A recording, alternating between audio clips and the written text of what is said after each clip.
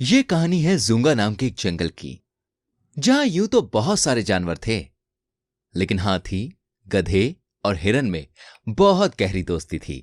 तीनों जंगल में भी साथ ही घूमते, साथ ही खाते पीते और एक दूसरे से ढेर सारी बातें भी किया करते थे। तीनों ही घूमने फिरने के बहुत शौकीन थे। एक दिन हाथी के मन में एक ख्याल आया और उसने हिरन और गधे से कहा, मित्रों, मैं तो सोच रहा हूं कि जंगल में हम तो रोज ही घूमते हैं, पर अब तो जंगल में घूमते घूमते यार बोरियत हो रही है। क्यों ना आज हम जंगल की दूसरी तरफ वो जो खेत है वहां घूम कर आए। हिरन बोला, हाँ हाँ, चलो, बहुत मजा आएगा। गधा बोला, हाँ, मुझे भी तुम्हारी बातें ठीक ही लगती हैं। हम सबको खेत में घूमने जाना चाहिए। वहां तो सुंदर गधी भी होती है। उसे देखकर तो मुझे बड़ा अच्छा लगता है। मेरे दिल में तो गाना ही बजने लग जाता है। हाथी बोला, हाँ हाँ, ये वाला, देखा जो तुझे यार दिल में बजी गिटार। ऐसा कहकर हंसी मजाक करते हुए और एक दूसरे की हां में हां मिलाकर वो सब खेत की तरफ चल देते हैं। खेत में जाते ही वो तीनों इधर उधर देखने लगते हैं। कहीं केले के गुच्छे लगे होते हैं, तो कहीं पेड़ पर रसीले आम। वो देखते हैं कि किसान खेतों में काम कर रहे हैं। कोई किसान पेड़ से फल तोड़कर टोकरी में जमा कर रहा है, तो कोई सब्जी के बीज बो रहा है, कोई सब्जियों को धो रहा है।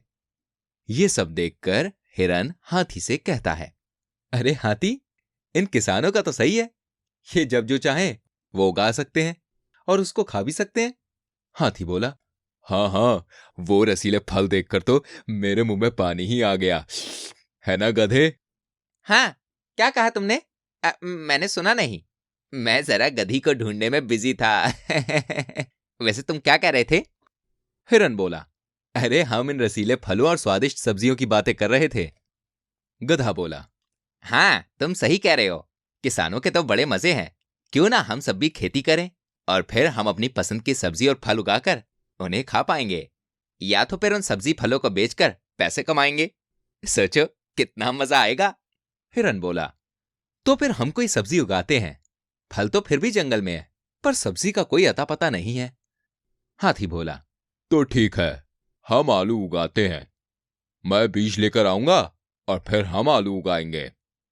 तीनों में ये बातें तय हो जाती हैं कि अब वो सब्जी उगाएंगे और तीनों वहां से जंगल की ओर चलते हैं। अगले दिन गधा और हिरन जंगल में आते हैं। गधा बोला, हाथी कहीं नजर नहीं आ रहा। हिरन बोला, अरे वो जरूर बीज लेकर आएगा। हाथी बोला, हाँ मेरे मित्र, तुम सही कहते हो। मैं बीज लेकर आ गया हूं। ये आलू के बीज हैं। चलो हम मिलकर आलू उगाते हैं। हिरन बोला, अरे पर बीज बोते कैसे हैं, मुझे तो ये नहीं पता। हाथी बोला, अरे मैंने वहां कल उन किसानों को देखा था, बस जमीन में ये बीज डाल देने हैं। गधा बोला, ठीक है, मैं जमीन खोदता हूं। इसके बाद वो तीनों बीज लगाने की कोशिश कर रहे होते हैं। तभी वहां से खरगोश निकलता है और कहता है, ये तुम लोग क्या कर रहे हो? हिरन उसे पूरी कहानी सुनाता है। कहानी सुनते ही खरगोश जोर जोर से हंसने लगता है। अरे तुम लोग पागल हो गए हो क्या? ये काम हमारा नहीं है। अरे ये तो किसानों का काम है भाई, तुम लोगों से नहीं होगा ये काम। पर तीनों में से कोई भी उसकी बात नहीं सुनता और आलू का बीज वो तीनों बो देते हैं। तय समय के बाद वो देखने आते हैं कि आलू के बीज में से एक बहुत ही बड़ा आलू निकला है। गधा उस आलू को देखते ही कहता है, आलू के चालू भैया तो बहुत बड़े हैं। देखो कितनी शान से खड़े हैं। हाथी बोला, अरे गधे, पर आलू इतना बड़ा कहां होता है? हिरन बोला, अरे कोई बात नहीं, ये तो अच्छी बात है ना कि हमारे पास ज्यादा बड़ा आलू है। हम एक काम करते हैं, इसे खाने की जगह हम बेच देते हैं। ये अनोखा आलू है, इसकी कीमत भी हम लोगों को ज्यादा मिलेगी। और इसके बाद हिरन, हाथी और गधा लग जाते हैं आलू बेचने की कोशिश में। पर किसी को यह पता ही नहीं है कि भाई इसे कैसे बेचें और कहां बेचें। इसके बाद हाथी, गधा और हिरन आलू को एक गुफा में रख देते हैं। कुछ दिन बीत जाते हैं। हाथी बोला, कुछ समझ में नहीं आ रहा कि आलू को कैसे बेचें। हमने आलू को बड़ी गुफा में रख तो दिया है, गुफा को बंद भी कर दिया है, पर कितने दिन से हम कोशिश कर रहे हैं लेकिन ये तो बिक ही नहीं रहा है। हिरन बोला, एक काम करते हैं, क्यों ना हम फिर से खेतों की तरफ जाएं और देखते हैं कि किसान किसे अपनी सब्जियां बेच रहे हैं। हम भी उसी के पास चले जाएंगे अपना आलू बेचने के लिए। गधा बोला। हाँ हाँ, ये बात ठीक है, चलो चलो। तीनों खेत की तरफ पहुंचते हैं और वहां से रामू नाम के व्यक्ति को लेकर आते हैं जो किसानों से उनकी सब्जियां खरीदता है। हाथी बोला, देखो रामू, हमारी सब्जी इन किसानों के जैसे आम नहीं है, बहुत बड़ा आलू है, तो देखो तुम्हें कीमत अच्छी देनी होगी। रामू बोला, हाँ हाँ ठीक है, पर पहले आलू तो दिखाओ। तीनों रामू को लेकर गुफा में पहुंचते हैं और गुफा का दरवाजा खोलते ही बहुत ही ज्यादा उसमें से बदबू आने लगती है। हिरन कहता है, अरे बाप रे, इतनी बदबू, कहीं मैं इस बदबू से मर ना जाऊं। गधा बोलता है, मुझे तो चक्कर आ रहे हैं।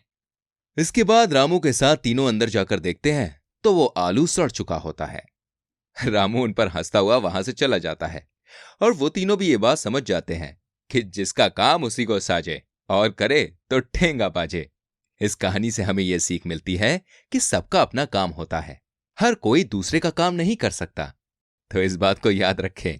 हमारी वीडियो को लाइक कीजिए और शेयर कीजिए। ऐसी और कहानियां देखनी है तो जल्दी से हमारे चैनल को सब्सक्राइब करके बेल आइकन को प्रेस कीजिए, जिससे आप तक हमारी सभी कहानियां पहुंचती रहें। चलिए, अपना ख्याल रखिए। मिलेंगे आपसे एक और कहानी के साथ। तब तक के लिए बाय बाय। एक बनिए के गोदाम पर दो घोड़े काम करते थे, लेकिन वो बहुत आलसी थे, इसलिए बनिया अक्सर उन्हें डांटता था। एक दिन वो दोनों घोड़े आपस में बात कर रहे थे। पहला घोड़ा बोला, भैया, हम सारी जिंदगी यहां काम करते हुए मर जाएंगे क्या? दूसरा घोड़ा बोला, नहीं भाई, मैंने गांव में घूमते हुए देखा है, यहां पास में एक बहुत सुंदर जंगल है, रात में हम यहां से भाग चलेंगे। योजना के अनुसार दोनों घोड़े रात में गोदाम से भाग गए। पहला घोड़ा बोला, ये जंगल तो बहुत सुंदर है भैया, और देखो कितनी हरी भरी घास है। दूसरा घोड़ा बोला, हां भाई, और यहां तो हमें काम भी नहीं करना पड़ेगा, अब तो बस ऐश ही ऐश है। दोनों घोड़े वहां हरी भरी घास चरने लगे। वो दोनों घास चरने में इतने मगन हो गए कि ये बात भूल ही गए कि वो जंगल में हैं। एक जंगली भैंसा तभी उनके सामने आकर खड़ा हो गया। पहला घोड़ा बोला, भैया, ये तो खतरनाक लगता है। दूसरा घोड़ा बोला, हां, लगता तो है, लगता है ये इसी का इलाका है, हमें यहां से भागना होगा। और इसके बाद दोनों घोड़े दुम दबाकर वहां से भाग जाते हैं। भागते भागते पहला घोड़ा बोला, भैया, इस जंगल में तो बहुत सारे जानवर होंगे, हमें सुरक्षा के लिए एक घर ढूंढना होगा। दोनों घोड़े अपने लिए घर ढूंढने लगे, लेकिन घर की जगह उन्हें कई सारे जानवर मिल गए। पहले उन जानवरों ने घोड़ों को जंगल से चले जाने के लिए कहा, लेकिन दूसरा घोड़ा बोला, आप लोग अच्छे जानवर लगते हैं, क्या आप लोग हमें यहां रहने देंगे? हम आप लोगों को कभी भी परेशान नहीं करेंगे। आखिरकार जानवर उन घोड़ों को जंगल में रखने के लिए तैयार हो गए, और जैसे जैसे दिन बीत गए, जंगल की हरी भरी घास चर चर कर दोनों के दोनों घोड़े मोटे हो गए। पहला घोड़ा बोला, भैया, असली जीवन का आनंद तो यही है, बनिया तो हमसे काम करा करा कर हमारा कचुम्बर ही निकाल देता। दूसरा घोड़ा बोला, हां यार, यहां ना काम का झंझट है और ना ही बनिए की डांट। अब घोड़े पहले से बहुत मोटे हो गए थे और साथ ही आलसी भी हो चुके थे। बंदर बोला, अरे घोड़े भाई, जरा इन फलों को इकट्ठा करने में मेरी मदद करोगे क्या? पहला घोड़ा बोला, अरे नहीं यार, यह हमारे सोने का समय है, तुम एक काम करो, तुम किसी और को बुला लो। जंगल के सभी जानवरों को लगने लगा था कि घोड़ों को जंगल में नहीं रहना चाहिए, क्योंकि वो दोनों घोड़े तो बस खाते थे और सोते थे। एक दिन दोनों घोड़े मजे से जामुन के पेड़ के नीचे बैठकर जामुन खा रहे थे और मुंह से उसकी गुठलियों को हवा में उड़ा रहे थे। पहला घोड़ा बोला, मेरी गुठली ऊपर गई। दूसरा घोड़ा बोला, नहीं नहीं, मेरी गुठली ऊपर गई। लेकिन उन्हें यह बात नहीं पता थी कि उनकी गुठलियां मधुमक्खी के छत्ते में भी लग रही थी। कुछ देर मधुमक्खियां सहन करती रहीं, लेकिन उसके बाद पहला घोड़ा बोला, अरे हाय, मर गए, काट लिया, बचाओ बचाओ। मधुमक्खियों से खुद को बचाने के लिए दोनों घोड़े पत्थरों की छोटी सी गुफा में जाकर घुस गए। दूसरा घोड़ा चिल्लाया, बचाओ, यहां तो लाल चींटियां हैं, बचाओ। दोनों घोड़ों को चींटियों ने काट काट कर सुझा दिया था। इससे छुटकारा पाने के लिए दोनों दौड़ते दौड़ते सीधे जाके नदी में कूद गए। लेकिन ये क्या, आसमान से टपके और खजूर में अटके। उस नदी में एक शेर पानी पी रहा था। तुम दोनों तो बहुत अच्छे शिकार हो।